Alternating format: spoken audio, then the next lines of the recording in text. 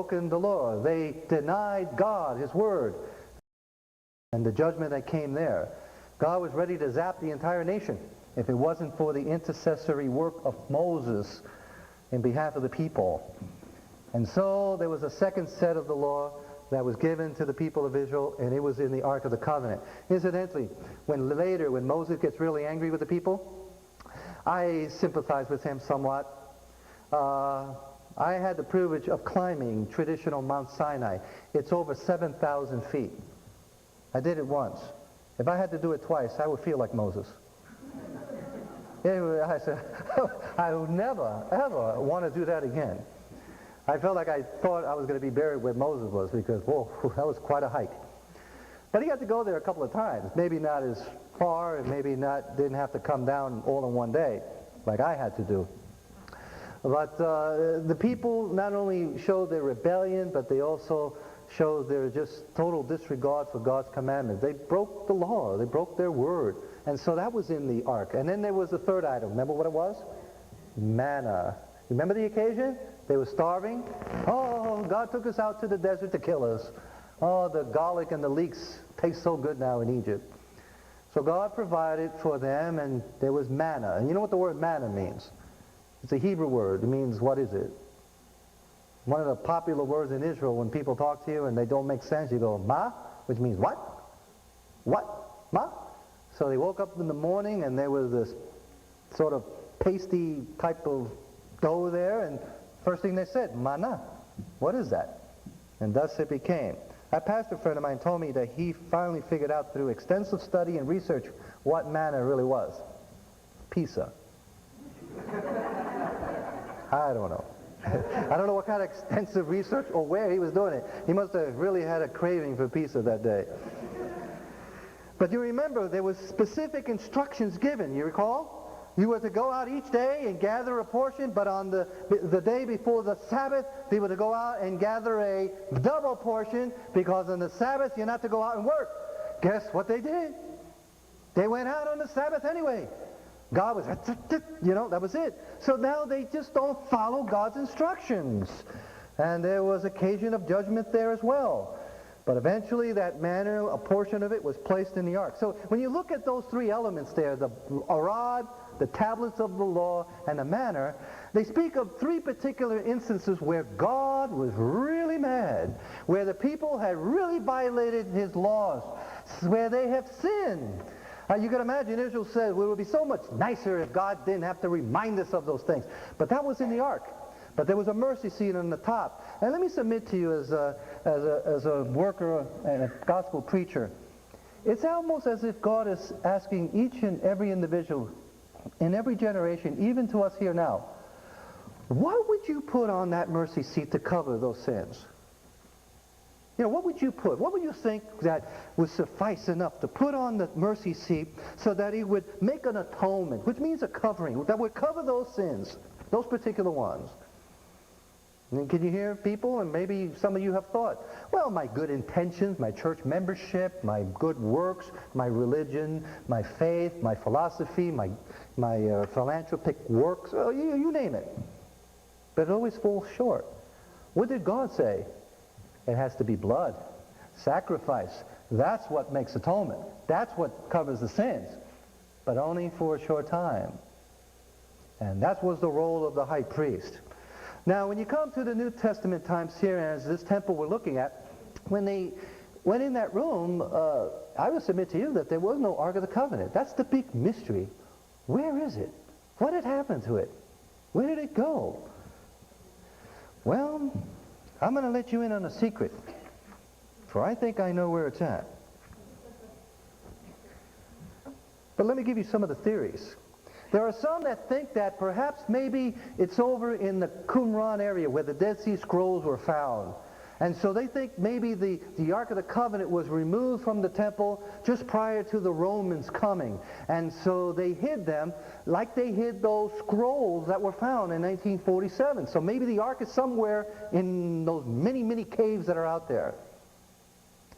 There's another theory in which some believe, and this is popular, that the Ark of the Covenant might be somewhere in those in a chamber underneath the present Temple Mount, because there are many chambers and courtways in there.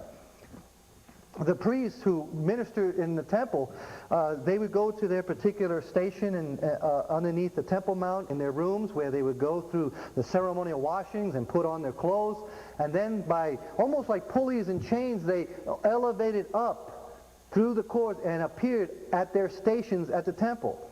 Because obviously they couldn't go through all that ritual and then enter the temple like everyone else, rubbing shoulders with Gentiles and people who defiled them. So they had all these. There are secret chambers all over the Temple Mount. And there are some that hold that somewhere underneath there, the Ark of the Covenant was there. When I was excavating along the southwest corner of the Temple Mount, I was near the wall with my other partner there. And all of a sudden, the archaeologist was arguing with the Orthodox, these religious groups that are in charge of the temple area there, the outside, the wall. And from the corner of my eye, I could see they were looking at us, pointing at us, and then were arguing. And I'm wondering, oh boy, what happened now? What have I done? And they argued for a while, and the archaeologist was trying to calm them down. Eventually, when they left, he came over, and he informed us. He says, listen, guys, I'm going to have to move you to another location on that region there. So I said, no problem. So we got up and we moved. So I asked him, I said, what was the problem? What was wrong? And he goes, those people, they're crazy. They just feel that, they just sense that you are too close to the chamber that houses the Ark of the Covenant, and that you're going to go in there and look at it and possibly take it out so that everybody will see it. Wow. Now, at the time, I was shocked. Now, you don't want to argue there because people die there when there's a riot. I mean, so I just said, wow, boy, they really thought that we were that close? And they go, yeah, they think, but they're crazy people, and, he let it go. Of course, I get a lot of mileage out of it to think that somebody thought that I was really close to the chamber where they think the ark was. Who knows? I don't know, but they contend that they know where it's at. Another theory is that it might be in Ethiopia, in a little chapel there. There's Aksum there. It may be a replica of the temple, of the ark, but not really the ark. But there are those who contend that it's there. But the least theory, the one that most people don't really hold to as credible, though it was posed and brought out, that it was taken around the 10th century by Pharaoh Shishak when he invaded the land in Jerusalem, and it says that he took some of the treasures back, and it was believed that he had taken the Ark of the Covenant and taken it to the valley of Tanas and buried there, and that's where it presently was at the time. Now you notice I said was at the time, because you see, unfortunately, there was an actor who found it by the name of Harrison Ford. 24 years ago. And you figure Hollywood would take the least, weakest theory to make the whole yarn of the discovery of the Ark of the Covenant. And so where's the Ark of the Covenant according to Hollywood? Well, it's in a wooden crate in a warehouse in Washington somewhere. I'll tell you where it's at. Ready? This is a big secret now. It's in Belmont, New Jersey, at the headquarters of Friends of Israel. Because if some of you have seen, Pastor, you've seen my Messiah in the Day of Atonement video, and there's a section there where I'm standing in front of the Ark of the Covenant. We built it, and I stood in front of that Ark for 15 takes. Because it was like 2 o'clock in the morning, and I had to catch an early flight, and I was getting tired already and giddy, and every time I kept forgetting my lines, and when I did it real good, a fly came by, landed, all these kind of things. And so I saw that Ark of the Covenant. Now it's in the garage there, and that one for sure, I could tell you it's there. And we put a little note and a key underneath via the rapture. If they haven't found the real ark, they're welcome to take the key, open it up, and use that one there. It worked fine for me for my presentation. The Ark of the Covenant. Now I'll tell you a little secret what happened. There was a day when I used to be very dramatic when I got to this portion of the Ark of the Covenant. I had the actual ark built here, and then I had a smoke machine, I had a strobe light, I had sound effects, I had rubber snakes and spiders, and I was dressed like that character. And this was at night. This is when I was really crazy and silly. And the music went on, it was good, and with the smoke machine, and it was dark, and it was a strobe light, and I would come out, and at one occasion I came out, and I fell off the platform and broke my foot.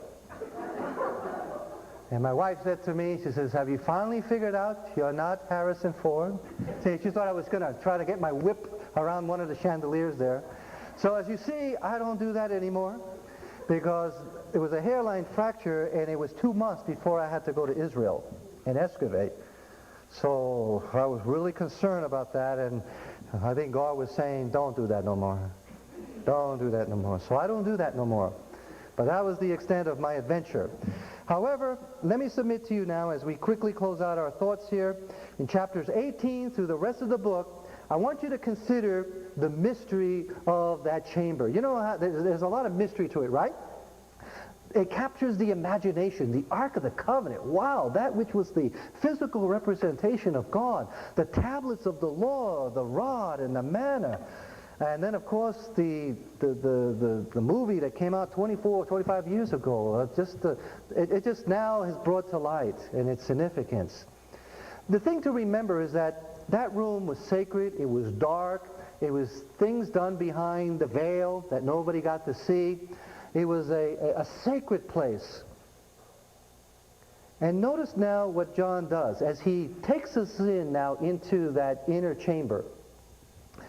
Things that are done behind the curtain, behind closed doors, things that are done in secret, those things that man, wants to do behind in darkness so that nobody would see what they're doing.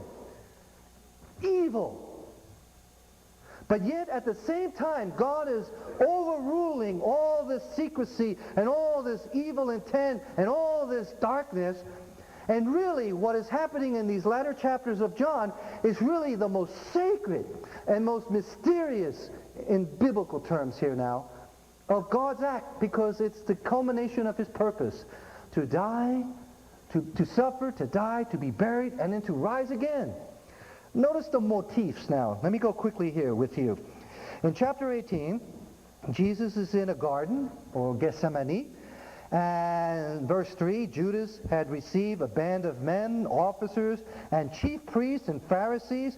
They all came out. But notice what time of the day. They came out there with what? Lanterns and torches and weapons. They came out when it was what? Dark. They want nobody to see what they're doing. Just like, going behind the veil here. It was dark. And then Jesus answers them, "Whom do you seek?" And Jesus of Nazareth. And Jesus says, "I am." Hey, there's that great mystery name, huh? I am, the great I am. That awesome name, and only God is awesome, you know that.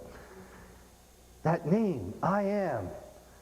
And then look at verse 13. We see Jesus being led away to Annas first. Annas, as you recall in our tour, was that Sadducean patriarch who oversaw this very powerful priestly family. He is brought into his house. This is a private, secret interrogation that's going to happen here. As if nobody's going to know. He's brought into a private, secret interrogation where Jesus is questioned concerning his doctrine and his disciples. He is mistreated there. He is slapped. And then dropping down to verse 24, after Annas has had his fun with him, he sent him bound unto who? Caiaphas, the high priest. Again, secrecy. And now there's going to be a secret trial. Something done behind closed doors, under the cloak of darkness. Incidentally, when Annas was questioning him in verse 20, notice how Jesus used the motif. I spoke what? Openly to the world, even taught in the synagogues and in the temple, where the Jews always resort, and in what? Secret have I not said anything. And so again, he's contrasting everything they're doing and how he responded. I've done everything in the open. You're doing everything what? Behind the closed doors here. And then in verse 29, Jesus is led away to Pilate, and now you have basically a secret condemnation that's going to take place here. And that's what you have here in chapter 19. In chapter 19, you got Annas, you got Caiaphas, and you got Pilate, the three inquisitors, all claiming that they have a sense of superiority over Christ. Look with me now in chapter 19. For Christ will be what? Scourged. He's going to be scourged. And then they're going to talk about the law. Look at verse 7. And the Jews answer him, we have a law. As, they're throwing this at Pilate's face. The Ark of the Covenant has the law in there. They're in that secret room. We have a law that he ought to die because he made himself to be God the Son. Blasphemous. That was what they charged him with. And so there is that secret condemnation that takes place there. And then Jesus is, you have the whole account here of his suffering and eventually him being crucified. In chapter 20, he is placed in let me go back, because there's so much wonderful things here. But in chapter 19, look with me in verse 37. The prophecy is told here that they shall look upon him whom they have pierced. And then after this, there was a secret disciple. Joseph of Arimathea being a disciple of Jesus, but what? Secretly. See the motif that is there. For fear of the Jews, besought Pilate that he might take away the body of Jesus, and Pilate gave him leave. He came therefore and took the body of Jesus. Then in verse 39, there was another character that we were introduced to already, and he likes to come at night, as we're told, right? In verse 39, and there came also Nicodemus, which at the first came to Jesus by night. So again, the motif that is connected there. By the way, if you look at the other gospel, while Jesus is on the cross at 9 a.m., by noon there was what? Darkness from noon to 3 that came over the land.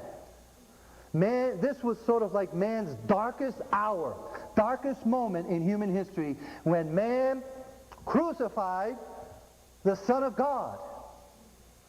But at the same time, there was a sacredness to it because it's all by divine design. So in chapter 20, when Jesus had died, they placed him in a new sepulcher, in a new tomb. Notice the motif. And 3 days later, on the first day of the week, cometh Mary Magdalene early, when he was yet what? Dark, unto the sepulcher. And then notice in verse 2, he wasn't there. And at the latter part of verse 2, they were concerned about the body of Jesus because they knew not where they have what? Laid him. Isn't that what they say about this? The Ark of the Covenant? We don't know where it's at. The question that is posed. Jesus died, he was buried, and then 3 days later, he's not there.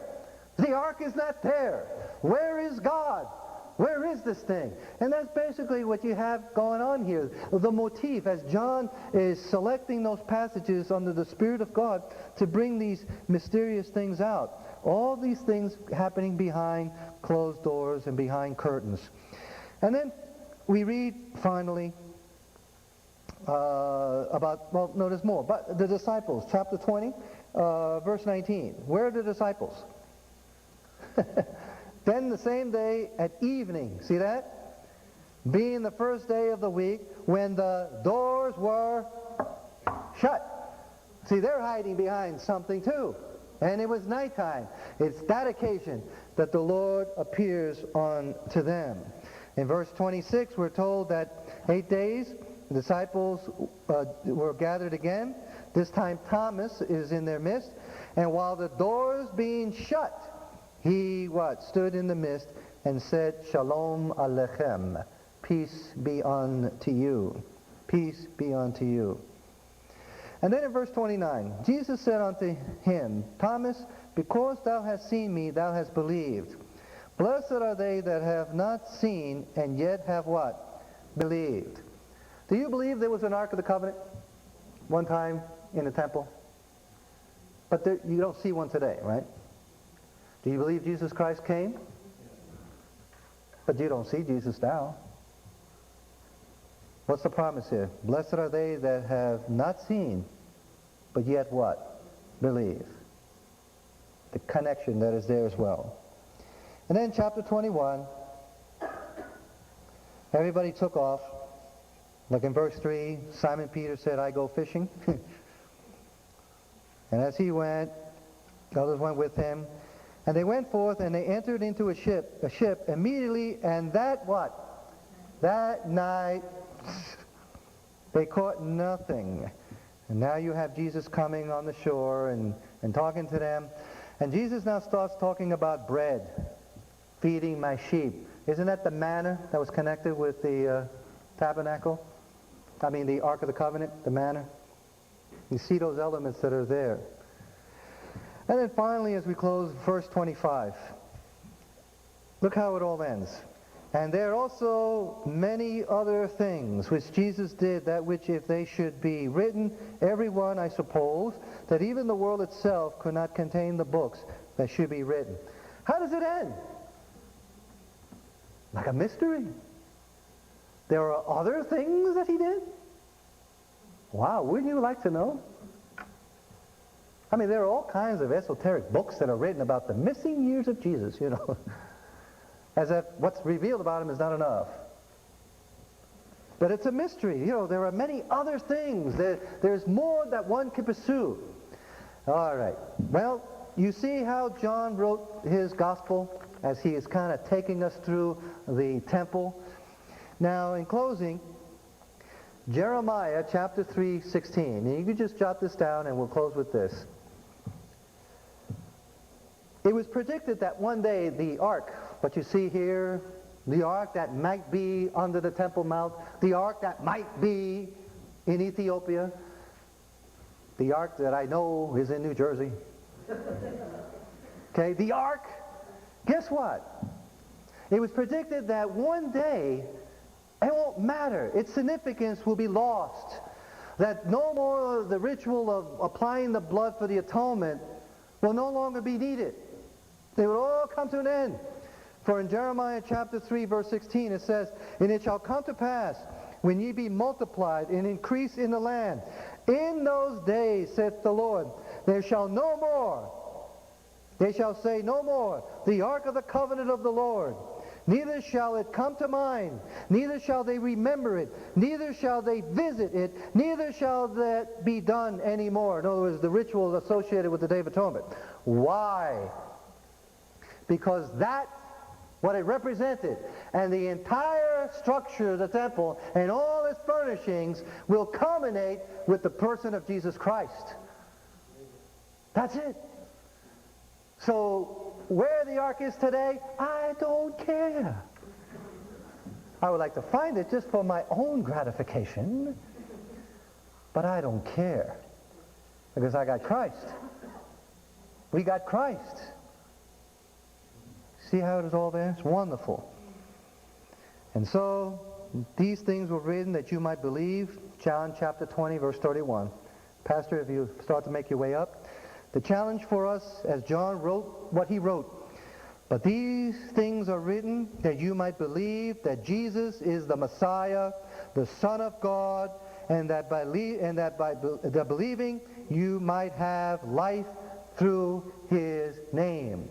That which we have should suffice us enough, if you would believe, for you to be saved and possess eternal life.